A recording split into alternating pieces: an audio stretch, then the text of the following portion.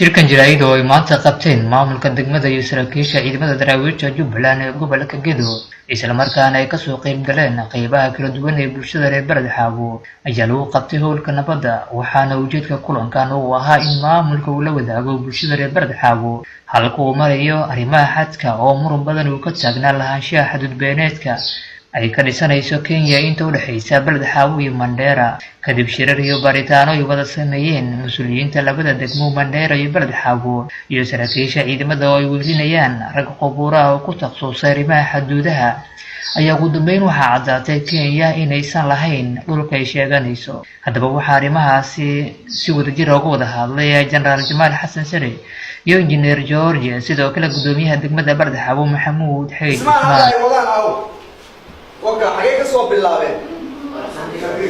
waxay ka soo bilaabeen ceelka biyaha meesha laga cabo magaalada Baradxaabo ceelka biyaha beerta ku taalo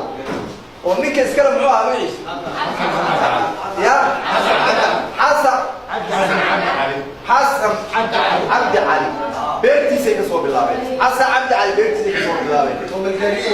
oo malgaariye wata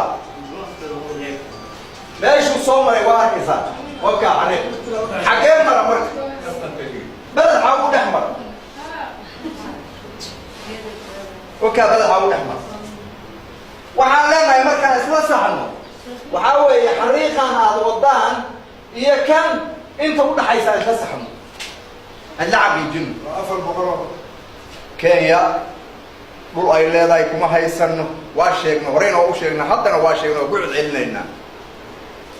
لكن اسمها بدها سوق على الصومالي وحن كوها يسمى وحن كهل ليننا واسمها صومالي بدها ذي كود تاسكني أوقات وحن كلام شيء إن دولة جوبلاند دولة الدحاء برلمانك قدوا حدودها صوماليا وحا وشغلوا ديوان أناقا مسؤولين تديان كجوكتين ودان سراكين لهي ودان مامور لهي iyo shacabkii deegaanka waxaan dheernahay waxaan taabanayo dhibkaan taabanayo 24 sida janaaru sheegay waxaan u kulnay Kenya waxaan u sheegnay in uu khaldan yahay darbiga meesha laga dhisay inay khalad hal cadayno haysan bay yiraahdeen waxaan u soo bandhignay maababkii aan markaa wadanay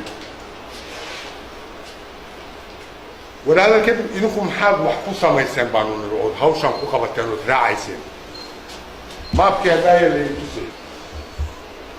بلان دمبه أيام سوون ميت بيشان لحدة تدوادين لحدة تدوادين بلان تعد دمبه ما كانوا سوون ميت وحنو يجوا شيء ما كان يجوا أي كانين ما كبرناه إن أي أنا كحدود اللي كتيرين ويسوقل واحد يسكت يعني ما بكي نبتسي إنه كم مرمرة لكن صورة قال وين نقوم ويدي إنه وحكلاته أو أي كوب الدلال ماشي اللي يماذا هل كان صوماليا مسؤولية دراوهنا هل تقولوا كذا إلا بكي أي كحالة تقول أبدا تكون غيرين وبين الشيء نقول بكي تناقل وحنا هنا مرة عيا Soomaaliya isteedka ka tirsanahay waxa laga rabaa xuquuqda dadka kulliye waxa waaye aduusan tabar kale u haynin waxyaabaha fargelinta lagu hayo inuu ka hadlo xaq u leeyahay madaxweynaha iyo golaha wasiirada xuquuq ummadda ay ku leeyihiin oo kitaab ay u mareen baa jiray inay ku ballan qaadaan inay dadkan wixii dhibaato ku haya ka garabistaan dhaqaale keenana kama dhihin wax kasta oo nolol naga caawimaan laakiin dhulka la qaybsanaa dhulka mas'uulka ka ah dawladda mas'uulka uga ahayn anaguna ayaga mas'uulowna laakiin waxa la rabaa ayagu inay imaadaan oo kala Cabdishaaq Sheekh Ismaaciil Absaaq Afrika Jubbaland TV Baradxaabo